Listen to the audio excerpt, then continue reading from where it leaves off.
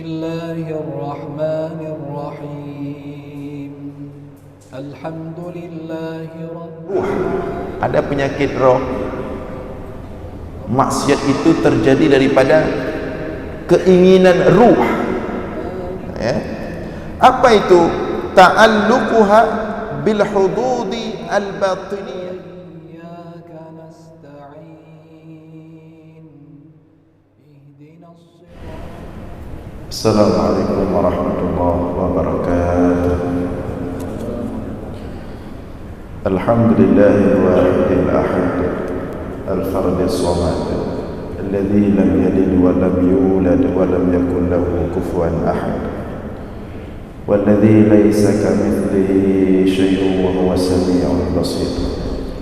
Allahumma shalli wa sallim wa barik ala sayyidina wa maulana Muhammad الذي دعا الناس وأرشدهم إلى توحيد رب العباد اللهم وعلى آله وصحبه أجمعين أما بعد. Puji beserta syukur senantiasa selalu kita persembahkan kepada Allah Subhanahu wa taala, Tuhan yang besar pada zatnya, yang besar pada setiap sifat-sifatnya, yang besar pada setiap af'alnya. Tidak ada satupun makhluk yang serupa dengannya dalam bentuk apapun. Selawat beriringkan salam juga kita sampaikan kepada baginda Rasulullah sallallahu alaihi wasallam, kepada seluruh keluarga dan sahabat-sahabatnya sekalian. Hadirin jamaah sekalian beserta para pendengar dimanapun berada yang dimuliakan Allah, kembali kita dalam ulasan singkat tentang ilmu tauhid, masih dalam rangkaian pembahasan Al-Hikam, hikmah Ibnu Athaillah As-Sakandari dalam kitabnya Al-Hikam. Pada subuh ini kita akan membacakan hikmah yang ke-44. Hikmah yang ke-44. Qala al-musannif wa syarihu rahimahumullah,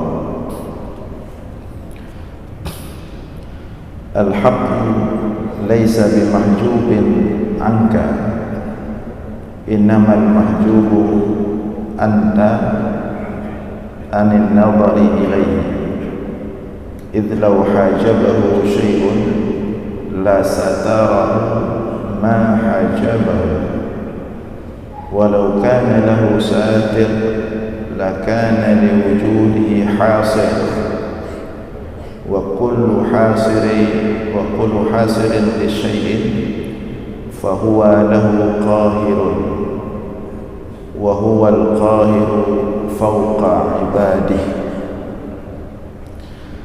Al-haqqu laysa bimahjubin anka, Allah tidak terhijab darimu.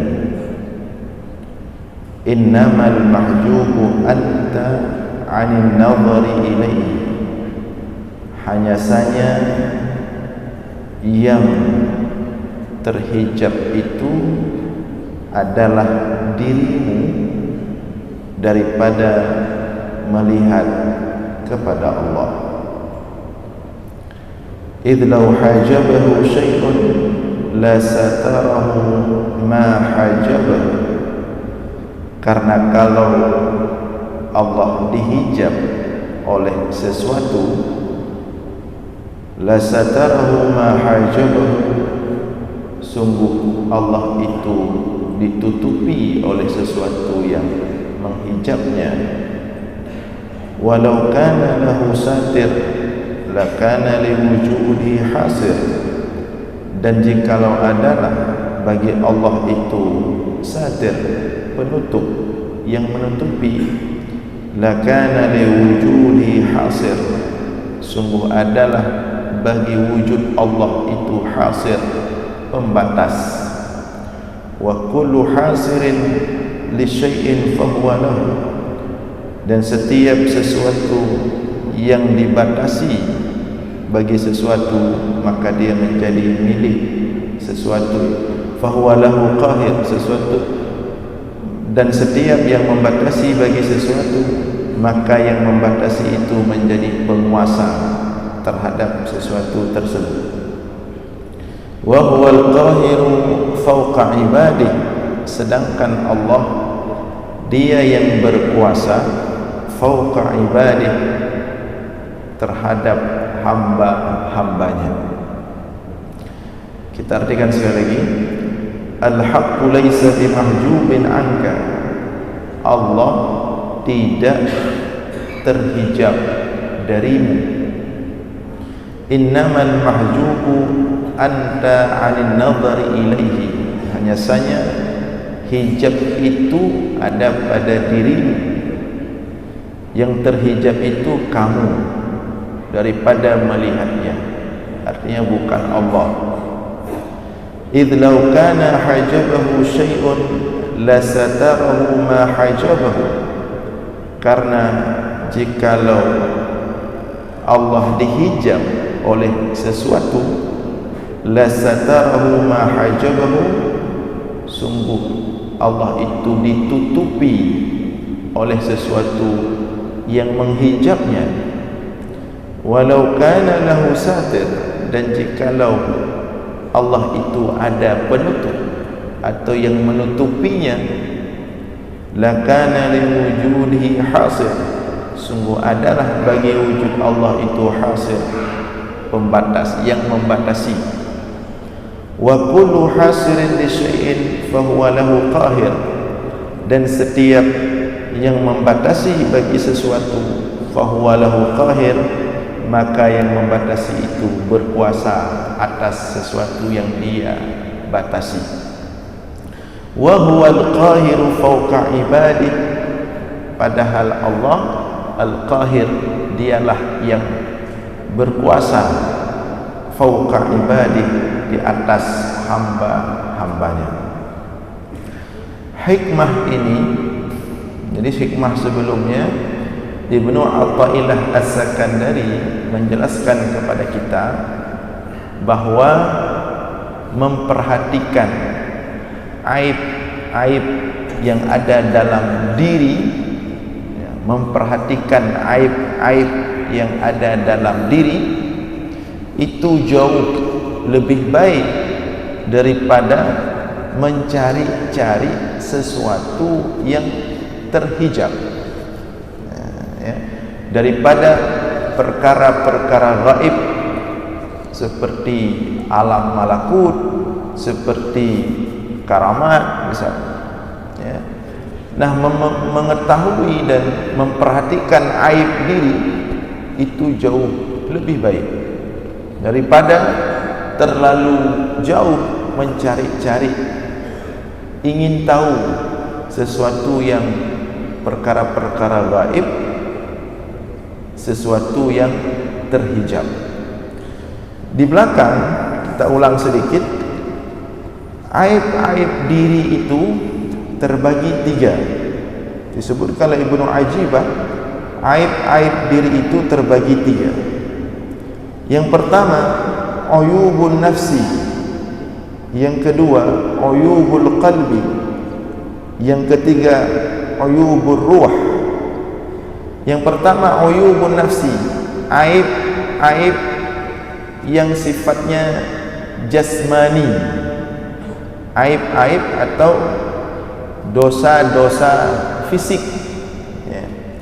Contohnya, fa'uyubu an-nafsi ta'alluquha bisyahawati al-jasmaniyah katibil ma'kal wal masharib wal malabis wal marakib wal masakin wal manakih wa shibhi dhalika. Aib-aib fisik itu adalah aib-aib yang berhubungan dengan syahwat fisik, seperti keinginan untuk selalu memakan yang enak-enak, galak termajuk yang mangat-mangat, itu bagian daripada aib jasmani, aib fisik yang harus kita perbaiki.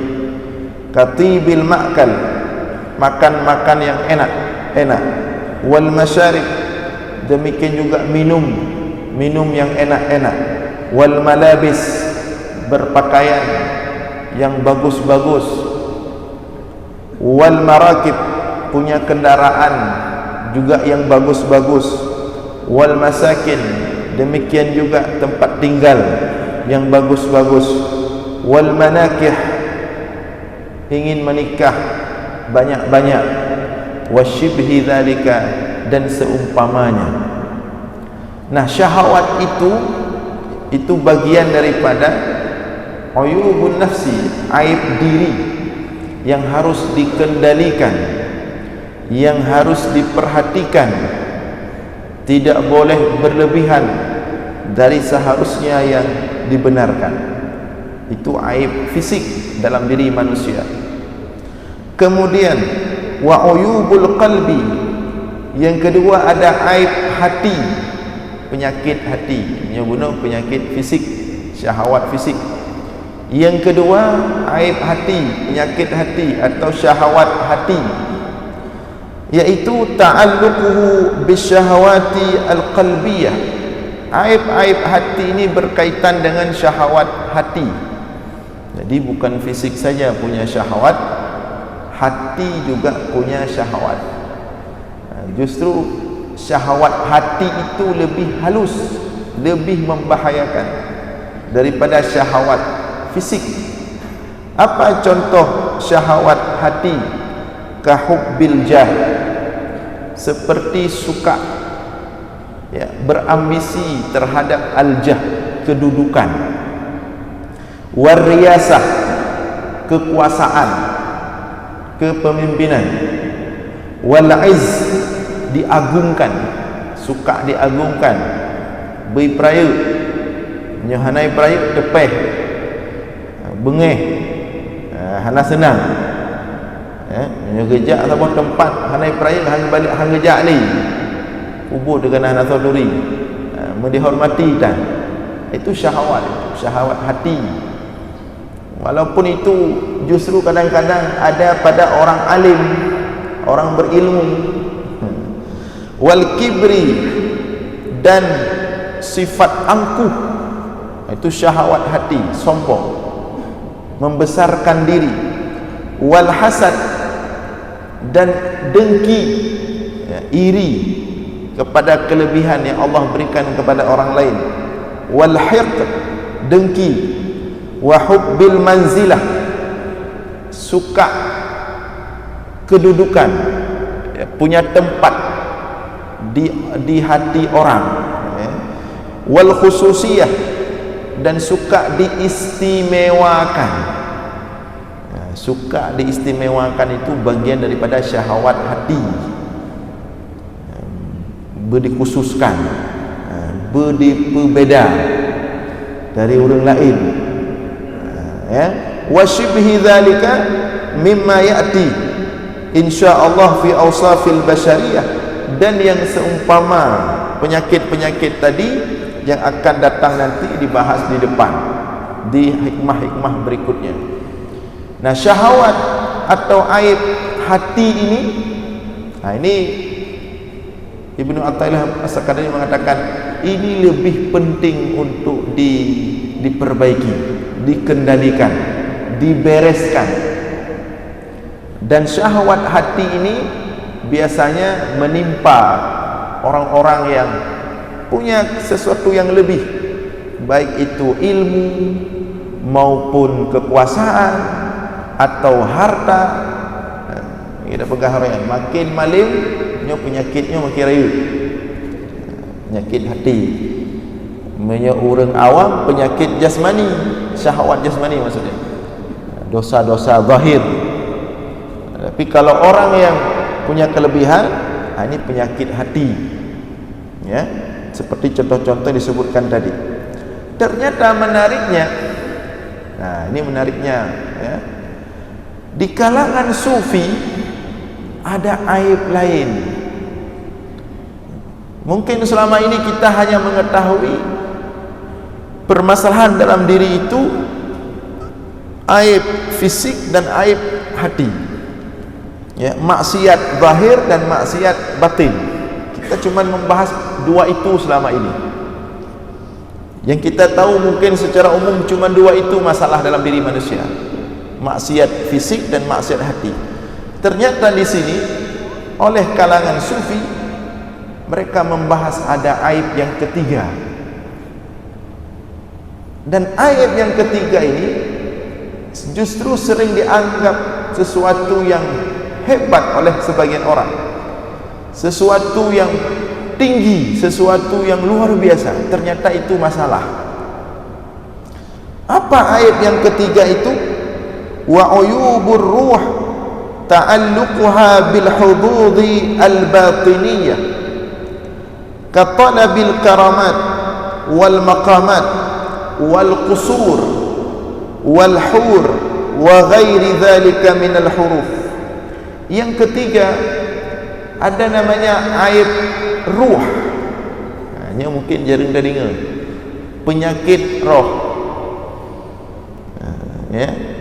Orang tadi kita katakan maksiat zahir, maksiat hati. Ternyata ada maksiat ruh. Dalam istilah sufi, uyub ar-ruh. Ada penyakit roh. Maksiat itu terjadi daripada keinginan ruh. Ya. Apa itu? Ta'alluquha bil hududi al-batiniyah. Berkaitan, keterpautan bil hududi al-batiniyah dengan sisi-sisi yang batiniyah. Contohnya apa? Katalabil karamat, seperti mencari-cari karamat. Jawa Aceh, minta keramat. Minta keramat. Ternyata minta keramatnya syahwat roh. Cari-cari karamat, kelebihan sesuatu yang diberikan Allah, mencari-cari, memprogramkan diri menjadi wali, ada keinginan untuk menjadi wali, itu syahwat. Wal maqamat, mencari-cari makam tertentu dalam dunia tasawuf, itu syahwat, aib ruh. Wal qusur, ya, mencari-cari kedudukan dalam dunia, dalam alam malakut, itu aib. Wal hur, ya, dan apa namanya, keistimewaan bidadari, ya. Wa ghairi dzalika minal huruf, dan yang lain-lain selain itu minal huruf, daripada kedudukan-kedudukan tertentu dalam dunia sufi.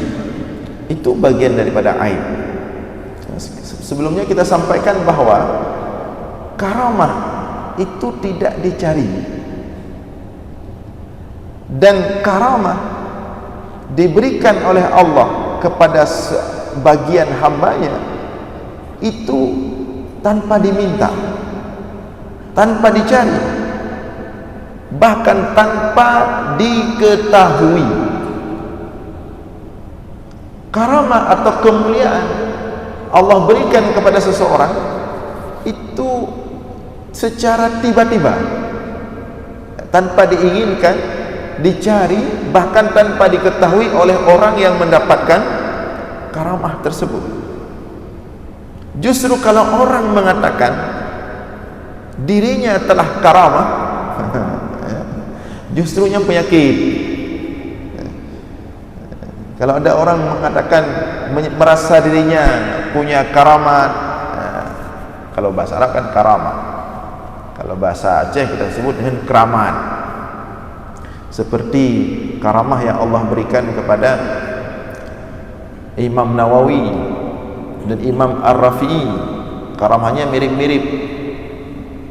Ya, kalau Imam An-Nawawi kalau menulis kitab di malam hari, kalau apa namanya, pencahayaannya mati, api yang beliau hidupkan mati, sedangkan beliau sedang menulis kitab, maka penanya itu, pena yang dia pakai itu menghadirkan cahaya. Terus beliau menulis walaupun gelap, tapi penanya bercahaya. Itu Imam Nawawi. Kalau Imam Ar-Rafi'i, ya, lebih dulu Imam Rafi'i dan Imam Nawawi. Kalau Imam Ar-Rafi'i, kalau beliau menulis kitab, tiba-tiba di malam hari pencahayaan itu mati, api mati, maka yang bersinar bukan pena beliau, tapi tangan beliau langsung yang bercahaya, sehingga beliau bisa terus menulis kitab. Maka di segi karamah Allah berikan kepada Imam Rafi'i itu lebih tinggi daripada karamah yang Allah berikan kepada Imam Nawawi. Demikian juga karamah yang kita ceritakan sebelumnya, yang Allah berikan misalnya kepada Syekh Sya'rawi. Ya, sebelumnya kita sampaikan Syekh Sya'rawi bahwa orang yang tinggal di rumah beliau, pelayan beliau, suatu malam melihat Syekh Sya'rawi solat, ya, solat malam, solat di sepertiga malam, dan ketika itu pintunya terbuka, nampak cahaya yang semerbak keluar dari kamar Syekh Sya'rawi yang sedang solat tahajud. Begitu didekati, ternyata yang menjadi makmum Syekh Sya'rawi adalah wujud-wujud yang bercahaya, atau bisa dikatakan malaikat. Maka setelah salat itu selesai, Syekh Sya'rawi langsung berjumpa dengan yang melihat itu. Beliau mengatakan, jangan kamu ceritakan apa yang kamu lihat malam ini kecuali saya sudah meninggal. Selama saya masih hidup, jangan sampai ada yang tahu. Kalau saya sudah meninggal nanti, terserah kamu mau ceritakan atau tidak menceritakan. Itu karamah. Bukan sebaliknya, karamah itu diceritakan di tempat umum. Saya bisa seperti ini, saya punya pengalaman seperti ini. Tidak. Justru kalau orang punya syahwat, punya keinginan untuk punya karamah, itu syahwat dalam beribadah. Artinya yang dia tuju bukan Allah, tapi yang dia tuju dengan ibadahnya itu adalah karamah. Maka dia termasuk orang yang tidak ikhlas dalam beribadah. Jadi aib ruh itu termasuk ingin mendapatkan kedudukan khusus, makam-makam khusus dalam tingkat ruh, ya, tingkat maqamat ruh atau sufi, mencari karamat tadi, ya, atau maqamat atau kedudukan tertentu dalam hal sesuatu yang gaib. Maka fatasawwufuka al-murid ila syai'in min dhalika kullihi qadihun fi ubudiyatihi mani'un lahu min al-qiyam bihuquqi rububiyyatihi. Maka pencarianmu wahai murid terhadap sesuatu daripada yang demikian itu, mencari-cari karamah, mencari-cari kewalian diri yang dia tidak bisa diprogramkan itu. Dan wali, dikatakan seseorang itu wali ketika dia tidak tahu dirinya wali. Kalau dia sudah menganggap dirinya wali, berarti dia justru penyakit, justru masalah, bukan wali, ya. Jadi fatasawwuful murid ila syai'in min dzalika kullihi qadihun, pencarian murid kepada sesuatu demikian, kullihi semuanya, qadihun itu menjadi celah, noda, kotoran, fi ibudiyatihi dalam penghambaan dirinya kepada Allah, mani'un lahu minal qiyami bihuquqi rububiyatihi, justru menjadi penghalang baginya daripada melaksanakan penghambaan dirinya, menunaikan hak-hak penghambaan dirinya kepada Allah. Justru dia diragukan keikhlasannya dalam beribadah kepada Allah. Nah, ini yang disebut dengan syahwat ruh. Maka di sini kita temukan dalam penjelasan Ibnu Ajibah bahwa syahwat itu ada tiga. syahwat fisik, syahwat hati, dan yang ketiga ada syahwat ruh atau syahwat batiniyah. Nah, Ibnu Athaillah As-Sakandari menjelaskan kepada kita perhatian kita terhadap penyakit-penyakit yang ada dalam diri itu jauh lebih baik daripada mencoba mencari-cari tentang sesuatu perkara gaib yang terhijab dari kita. Kemudian di hikmah pada hari ini yang kita baca tadi, walaupun agak panjang hikmah hari ini, baru kemudian Ibnu Athaillah menjelaskan, dan pun yang terhijab, yang engkau anggap terhijab darimu, yang engkau anggap terhijab darimu, yaitu Allah, dia sebenarnya tidak terhijab, tapi yang terhijab itu justru dirimu sendiri, karena sesungguhnya Allah itu tidak terhijab. Tidak ada yang bisa menghijab Allah. Kalau ada yang bisa menghijab Allah, berarti dia membatasi wujud Allah. Kalau dia membatasi wujud Allah, berarti dia berkuasa atas Allah. Sedangkan Allah wa huwal qahiru fawqa ibadih, dia yang berkuasa di atas hamba-hambanya. Tapi ini lebih detail akan kita jelaskan di subuh Jumat yang akan datang. Untuk subuh ini kita padai sampai di sini. Mudah-mudahan ada manfaat. Mohon maaf atas segala kekurangan. Aqulu qawli hadza wa astaghfirullah li wa lakum. Wassalamualaikum warahmatullahi wabarakatuh. Bismillahirrahmanirrahim. Alhamdulillahi rabbil alamin.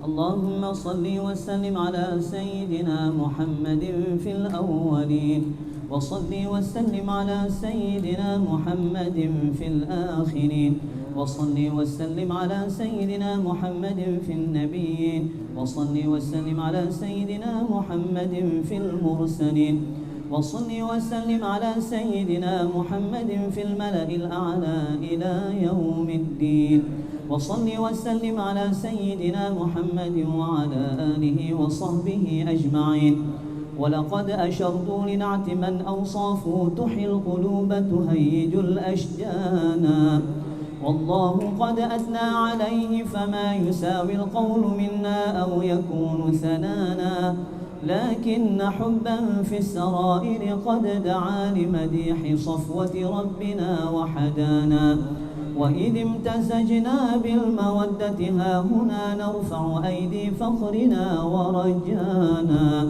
للواحد الأحد العلي إلهنا متوسلين بمن إليه دعانا مختاره وحبيبه وصفيه زين الوجود به الإله حبانا يا ربنا يا ربنا يا ربنا بالمصطفى اقبلنا أجب دعوانا أنت لنا يا ذخرنا في هذه الدنيا وفي أخرانا أصلح لنا الأحوال واغفر ذنبنا ولا تؤاخذ رب إن أخطانا واسلك بنا في نهج طه المصطفى ثبت على قدم الحبيب خطانا أرنا بفضل منك طلعة أحمد في بهجة عين الرضا ترعانا واربط به في كل حال حبلنا وحبال من ودى ومن والانا والمحسنين ومن أجاب نداءنا وذوي الحقوق وطالبا أوصانا والحاضرين وساعيا في جمعنا ها نحن بين يديك أنت ترانا ولقد رجوناك فحقق سؤلنا واسمع بفضلك يا سميع دعانا وانصر بنا سنة طه في بقاع الأرض واقمع كل من عادانا وانظر إلينا واسقنا كأس الهنا واشف وعاف عاجلا مرضانا واقضي لنا الحاجات وأحسن ختمنا عند الممات وأصلح عقبانا. sama-sama. يا ربي واجمعنا وأحبابا لنا في دارك الفردوس يا رجوانا. يا ربي واجمعنا وأحبابا لنا في دارك الفردوس يا رجوانا. يا ربي واجمعنا وأحبابا لنا في دارك الفردوس يا رجوانا.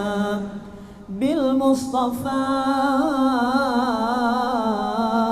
صل عليه وآله ما حركت ريح الصبا أغصانا. سبحان ربك رب العزة عما يصفون وسلام على المرسلين والحمد لله رب العالمين. الفاتحة ورحمة الله. أعوذ من الشيطان الرجيم. بسم الله الرحمن الرحيم. الحمد لله رب العالمين الرحمن الرحيم مالك يوم الدين.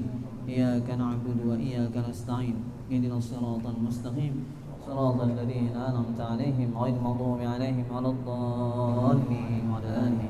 أعوذ من الشيطان الرجيم. بسم الله الرحمن الرحيم. الحمد لله رب العالمين. اللهم صل وسلم على سيدنا محمد في الأولين وصل وسلم على سيدنا محمد في الآخرين وصل وسلم على سيدنا محمد في النبيين وصل وسلم على سيدنا محمد في المرسلين وصل وسلم على سيدنا محمد في الملأ الأعلى إلى يوم الدين وصل وسلم على سيدنا محمد وعلى آله وصحبه أجمعين. ولقد أشرت لنعت من أوصافه تحيي القلوب تهيج الأشجانا. والله قد أثنى عليه فما يساوي القول منا أو يكون ثنانا. لكن حبا في السرائر قد دعا لمديح صفوة ربنا وحدانا. وإذ امتزجنا بالمودة ها هنا نرفع أيدي فخرنا ورجانا للواحد الأحد العلي إلهنا متوسلين بمن